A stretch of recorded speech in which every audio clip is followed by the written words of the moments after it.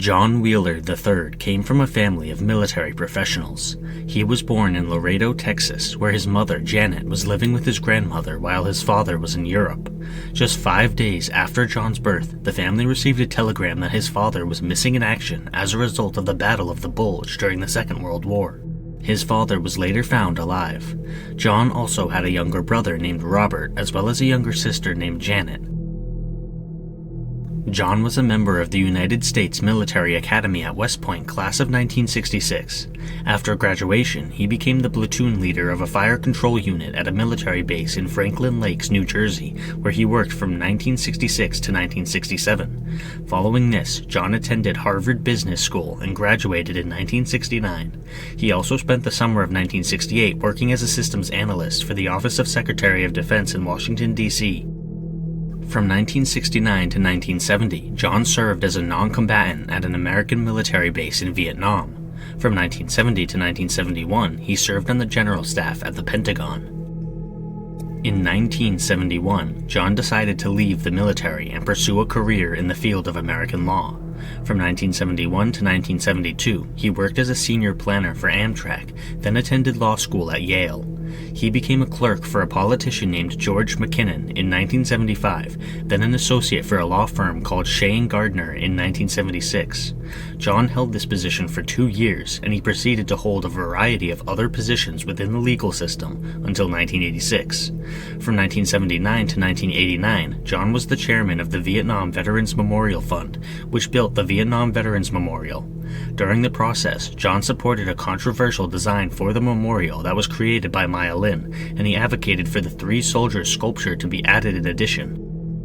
In 1983, a 4-part series ran on WDVM-TV called Vietnam Memorial: A Broken Promise. The program focused on the way that John handled the memorial building process, and the program even accused John of improperly accounting for $9 million that had been donated for the memorial. The host of the program, Carlton Sherwood, questioned John's decision not to go to Vietnam immediately after graduation, and he also mentioned an incident in which John was disciplined for misappropriation of government property shortly after arriving in Vietnam in 1969. This program sparked an audit that eventually cleared John of any wrongdoing, and the producers issued a public apology alongside a $50,000 donation to the memorial.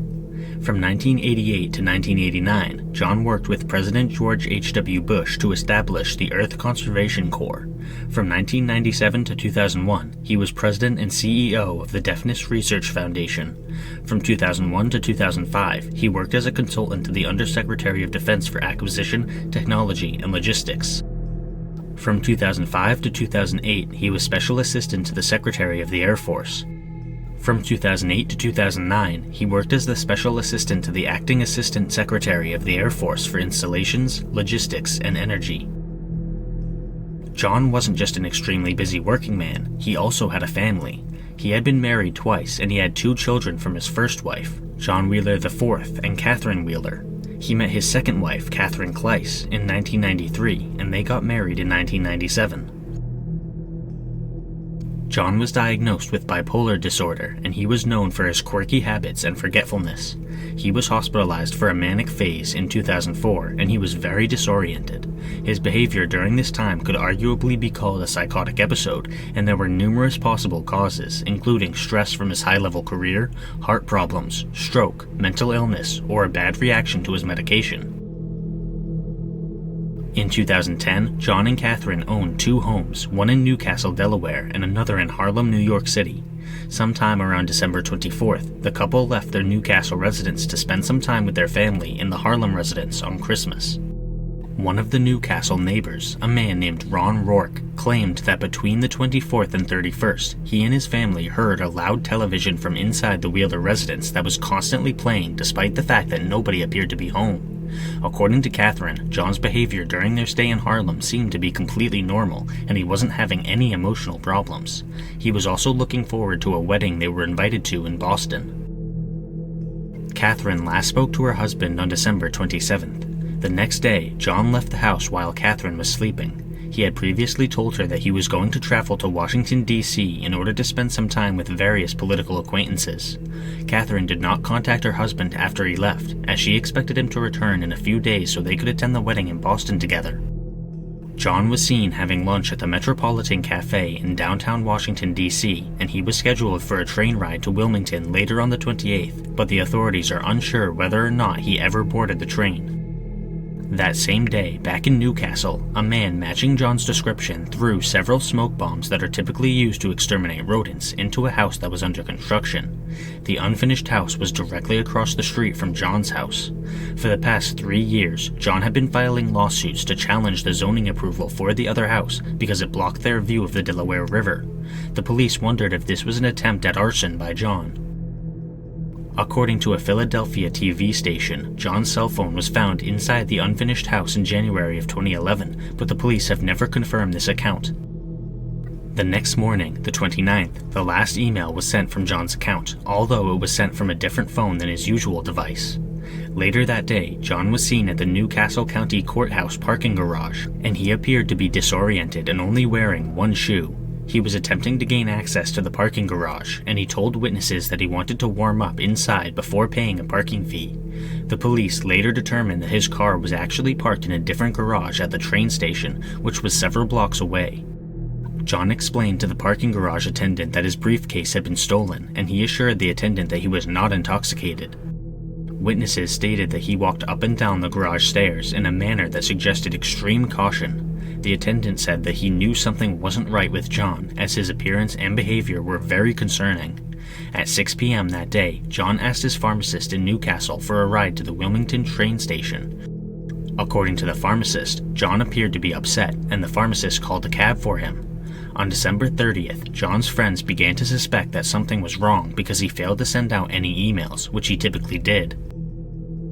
Early that morning, neighbors noticed that his Newcastle house was in disarray, with various items moved and turned over, although nothing had been stolen. At 8 a.m. that morning, John purchased a coffee from a Subway on Delaware Avenue in Wilmington, using cash that he took from his pocket.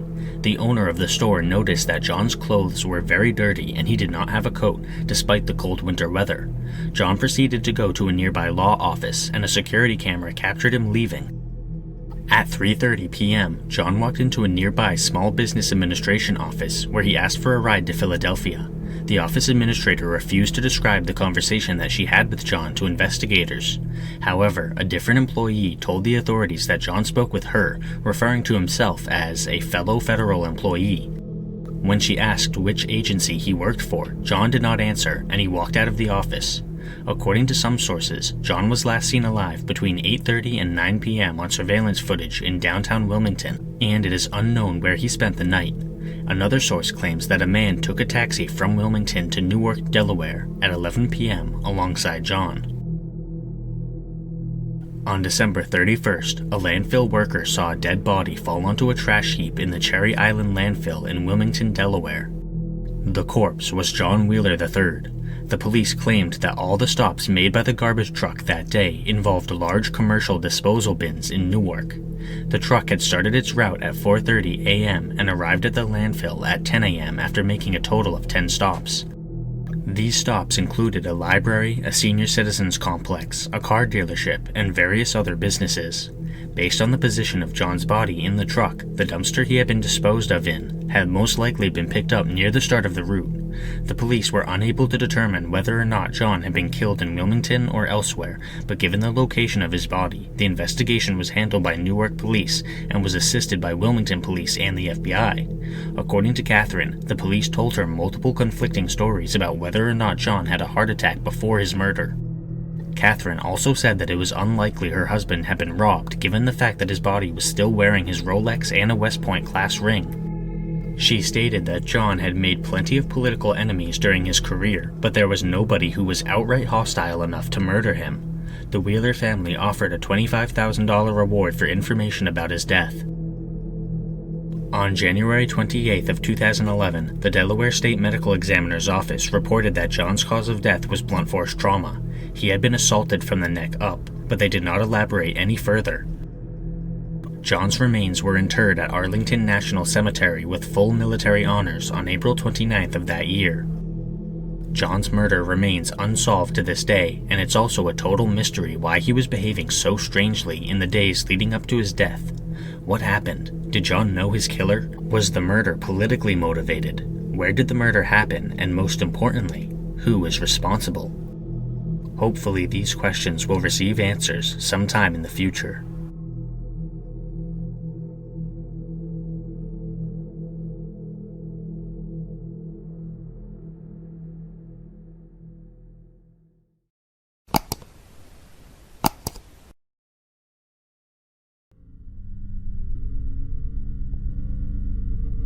It was 6 p.m. on December 26th of 2004 when the Casual Male Big and Tall store on Kirkwood Highway in Wilmington, Delaware was closing up for the night.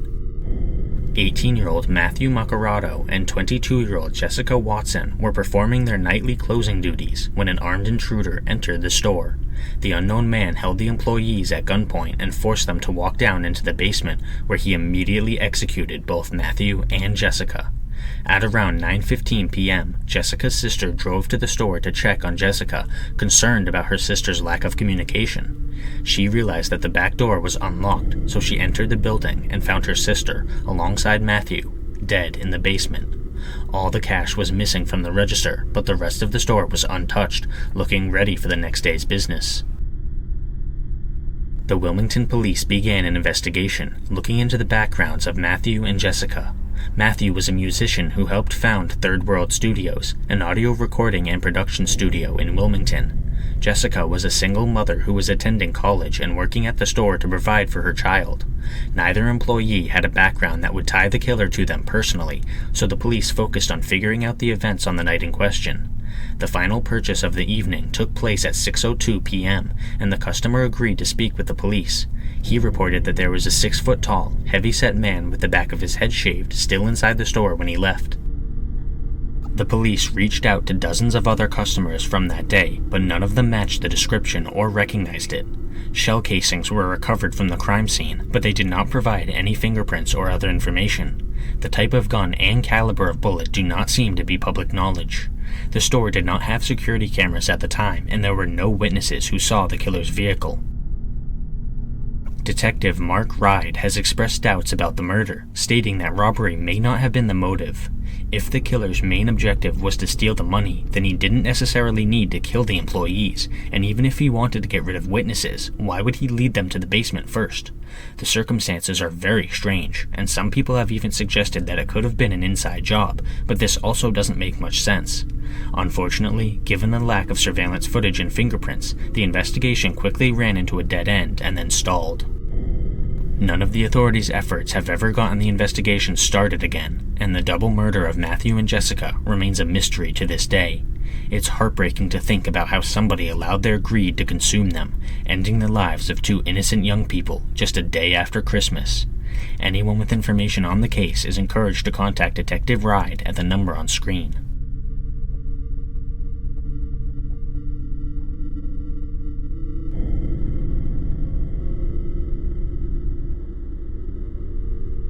Click the Join button to become a member today. Channel members receive exclusive content as well as early access to all my content.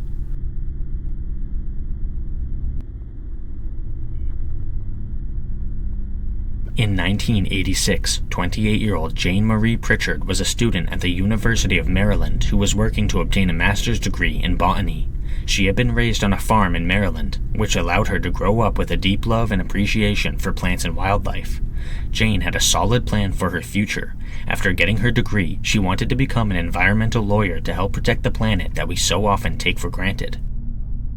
In September of that year, she was only a matter of months away from presenting her final thesis, which was about the hog peanut plant, also known as the ground bean.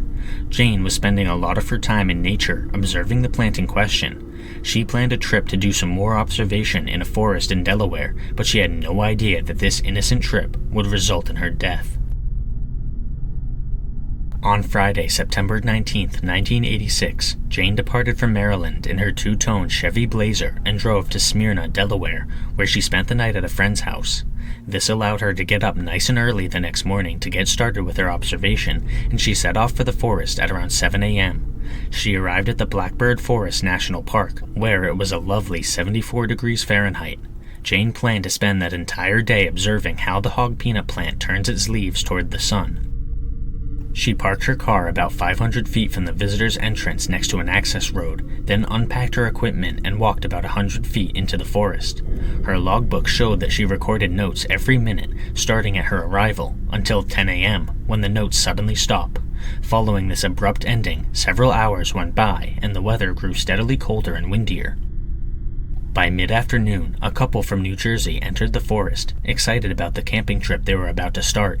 They wanted to explore the forest after setting up their tent, so they did exactly that, but what they found was downright chilling. A short ways down a dirt trail, they spotted Jane's body lying in the brush, surrounded by a pool of blood. The couple immediately contacted the police. The autopsy concluded that Jane had been shot once in the back of the neck and once in the shoulder, both wounds having been inflicted by a shotgun. The cause of death was blood loss. The authorities began speaking with witnesses, and it turned out that many people had been hunting for squirrels in the forest that day. However, investigators quickly ruled out an accidental shooting. Whoever was responsible for Jane's death had committed their crime intentionally. One man, 28-year-old Michael Lloyd, came forward to report that he had spoken with Jane on the day of her murder. In fact, he had also seen her speaking with another man shortly after, and this second man was white, average height and build, with medium brown hair and a beard. He had been wearing blue jeans and a brown jacket. The police used this description to put together a composite sketch of the suspect, which they distributed to the public. The rather generic sketch wasn't much to go on, but investigators did have some other evidence. They had collected several hairs and fibers from Jane's body. One of these hairs did not belong to Jane, so it must have belonged to her killer. Back in 1986, DNA testing technology was practically an infant, and the United States only had one lab in California that could be used to analyze the hair and fiber samples. Because of this, the investigators could not afford to take any risks with the process. Investigators boarded a plane with the hair sample in their possession, and they flew to California. However, the next update in the case had nothing to do with the DNA analysis, which would take some time to perform. On October 3rd, Michael Lloyd was placed under arrest for the murder of Jane Marie Prichard. The police had continued speaking with him about the day in question, and his story began to change the more he spoke. This made the authorities very suspicious. Fast forward to August of 1987, when the DNA report returned to Delaware. The hair on Jane's body did not belong to Michael Lloyd, and he was released after spending 10 months at Gander Hill Prison. With their only suspect cleared of wrongdoing, the police returned to their witness interviews, and they also started pleading with the public to come forward with any information about the murder. Although some tips were received, none of them led anywhere. Jane's murder eventually found its way into the files of the New Castle County Cold Case Unit, where it has resided ever since. Hopefully the case will be solved someday in the future. The University of Maryland erected a plaque in their botanical gardens to memorialize Jane, and one of her professors actually finished her thesis in her honor.